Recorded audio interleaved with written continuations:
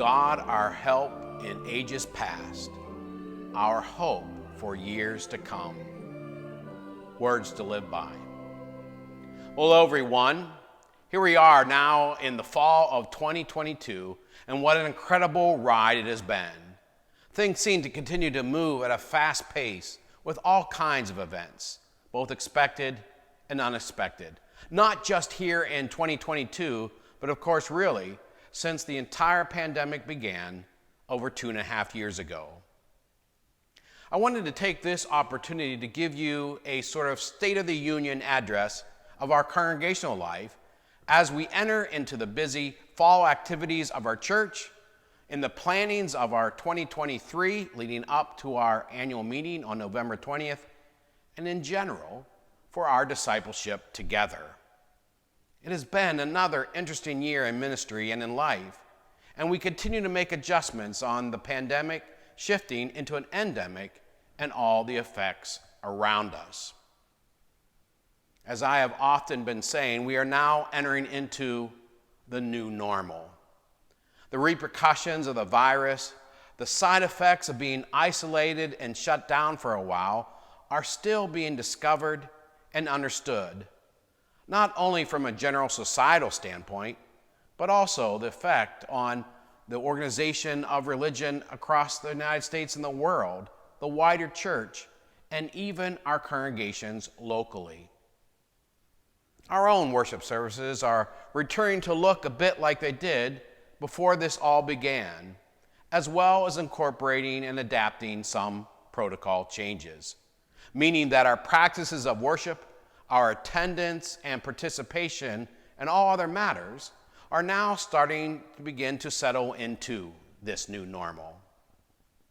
Due to the influence of virus protocols used to safeguard people, we know that most congregations experienced a fading away of many folks from regular participation in terms of physical presence and worship, as well as participation in congregational life itself.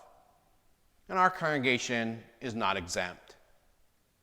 Here at Christ Redeemer Lutheran Church, many of us have witnessed this side effect. One of the consequences that we have seen is what I have been labeling the drift. When we shut down from our many life activities, we were forced to reevaluate everything that we participated in, and our church life was no exception.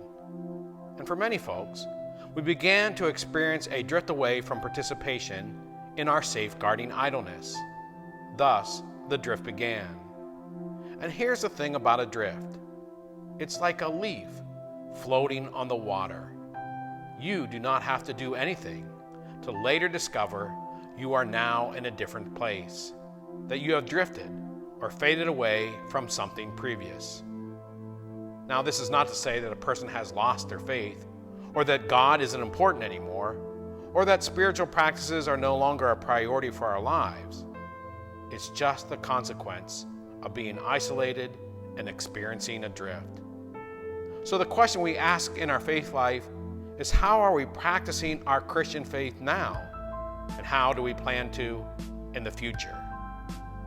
If we have drifted in our faith journey and participation, how do we discern why, how, and when to choose to reconnect?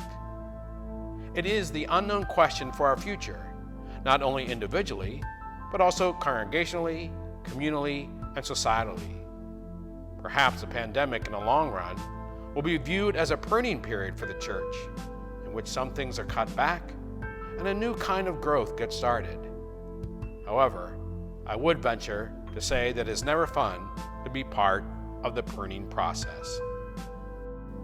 I have many more thoughts and meanderings on this issue, but one thing I am certain of is that I am grateful for our faith community here at Christ Redeemer. We have been the beneficiaries of people with strong faith, dedication, and support during this moment in time. And for that, we can be very thankful and even proud, if we dare use that word as Lutherans. When I hear stories of other congregations, it is often a sobering reminder to be appreciative of the ministry partnership in the gospel that we share alongside each other in this place. However, life in the new normal will be different. And as a community of faith, as we learn who we are now on this side of the pandemic, I would encourage us to place our focus on the world ahead of us and not concentrate on the rear view mirror. Part of that focus begins with connecting and reconnecting. And we have many opportunities for participation this fall season. And as part of our stewardship program, once again, we'll be inviting folks to fill out that time and talent survey. And I hope that it can be an opportunity for everyone to think about their involvement in this community of faith, to join in, reach out, and perhaps even try something new.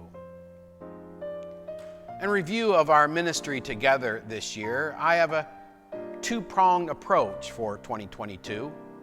First, we have continued to be a vibrant community of faith that seeks to change the lives of others in our praising God and serving others. We have influenced the lives of many through our support of our partners in the ministry like the Oasis program in Akron, Lutheran Metropolitan Ministries in Cleveland, the Redeemer Crisis Center, the Women's Domestic Violence Center, to just name a few. In our own congregation, through our practice of worship, education, and living out the faith, we have touched the lives of one another, enhanced our faith with us and our neighbors with God's amazing grace. This is indeed what we are called to be about. The opportunity to continue in this ministry remains present with us, and with God alongside of us, we can be sure that new opportunities will arrive. You've been hearing much about the future plans that include a serving project with Lutheran Metropolitan Ministry this fall, just to name one. The second prong of our aspect of ministry together this year has been the improvements to our facility and grounds. Perhaps never have there been so many projects here happening at once as we've had here recently. And I would like to just recap a few of those. The lower level of our building. Since spring, a committee of folks has been working on the classrooms and nursery and the former preschool in our building. There was a lot that needed to be gone through and reorganized to shape and position ourselves for a good future. This has included the painting of walls, getting rid of some dated furniture and unused resources, and the giving of our nursery, the children's room, a fresh look. I want to thank those committee members for their numerous hidden hours of service. Another group that has also been at work has been a group dealing with the south end of our premises of our property. You likely have noticed the old garden had experienced much overgrowth and it really needed an overhaul. This last spring, the area was leveled, old bushes were pulled out, and a general re-landscaping of that area began. We continue to work on that project that will likely go into next spring and beyond, but we are hopeful that it will bring us a crisp new look on our grounds as a whole, an inviting one. And there are some great ideas out there that are working toward fruition.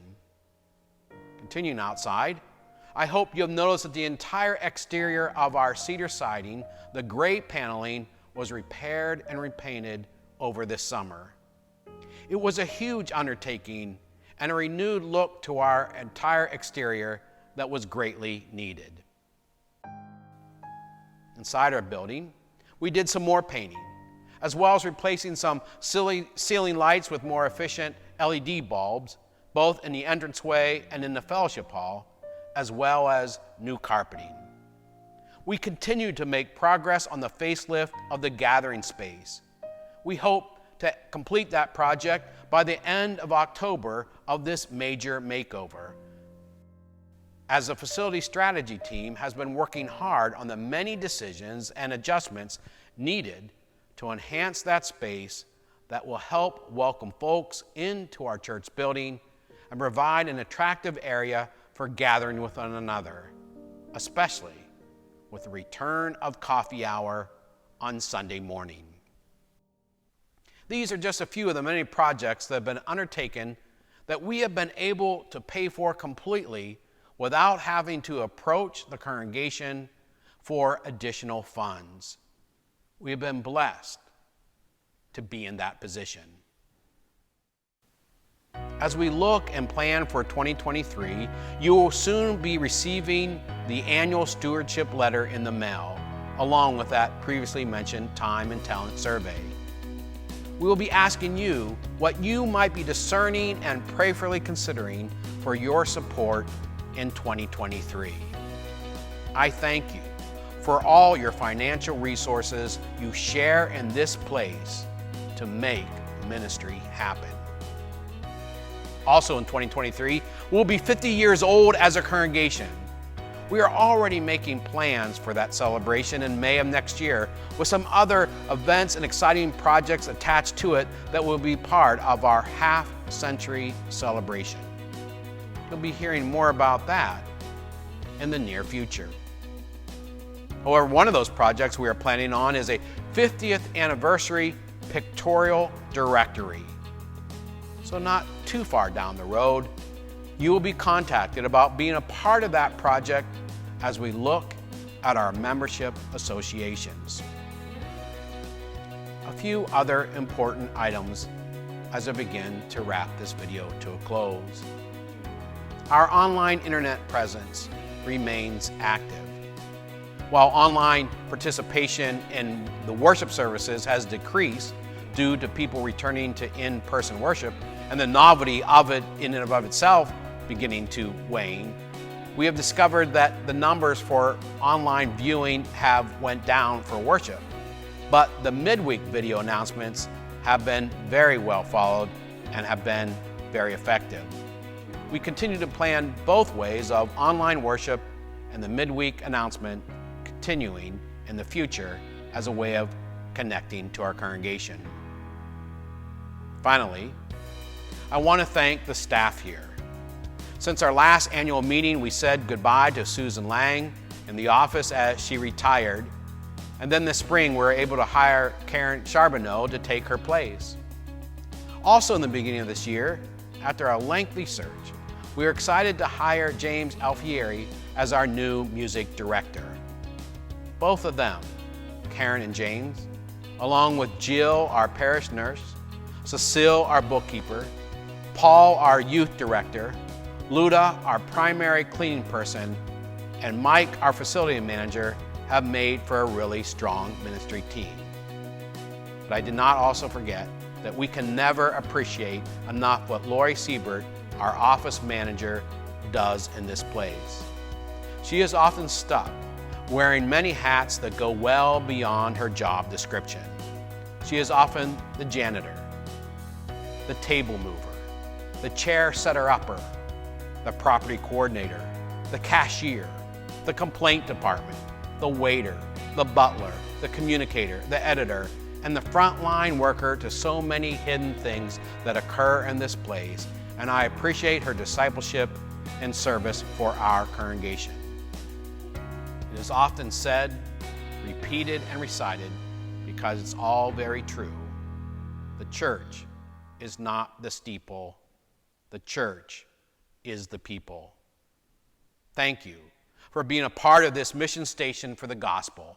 Thank you for your prayers. Thank you for all your support and partnership. May our Creator God continue to guide us together as we continue praising God and serving others. I end with this prayer. God of our present and our future, we look to your true hope. The future is uncertain. We wonder what it will bring. Fill us with a vision of what we could be. Give us hope for our congregation and our community. In a time of uncertainty, we so often fall into fear and worry. Show us the opportunities in our chaotic world. Remind us to consider where our priorities lie and push us to see how our choices matter, and then fill us with hope and a new heaven and a new earth. God of our future, may we walk boldly into what may come as people not only of faith, but of compassion.